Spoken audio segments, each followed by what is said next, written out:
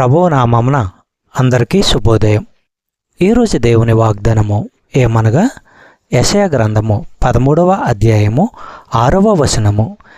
యెహోవా దినము వచ్చుచున్నది, ఘోషించుడి, అది ప్రళయము వలె సర్వశక్తుడగు దేవుని యొద్ద నుండి వచ్చును. సహోదరి సహోదరులారా, క్రొత్త ఒడంబడిక చొప్పున యెహోవా దినము భవిష్యత్తులో రాబోయే దినము.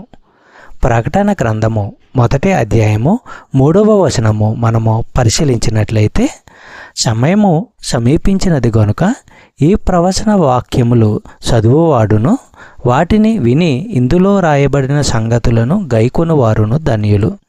సహోదరి సహోదరులారా, బైబిలులోని ప్రతి గ్రంథము దైవావేశం వల్ల కలిగిన క్రొత్త ఒడంబడికలో ఈ ఒక్క గ్రంథమే దేవుని మూలంగా కలిగిన వాక్ అని చెప్పబడింది.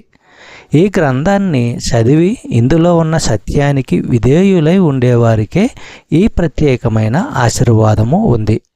దేవుడు వెల్లడించిన రహస్య సత్యాలను అర్థం చేసుకుందామనే ఉద్దేశం మాత్రమే మనకుంటే దీన్ని చదవడం వల్ల దీవెన రాదు. దేవుడు ఈ గ్రంథం గురించి ప్రత్యేక ఆశీర్వాదం పలికినందుచేత మనమెంత దీన్ని చదివి దీనిలోని సత్యాన్ని అనుసరించేందుకు ప్రోత్సాహము పొందాలి. చెప్పబడిన వాగ్దానము దేవుడు దీవించి ఆశీర్వదించును గాక. ఆమేన్.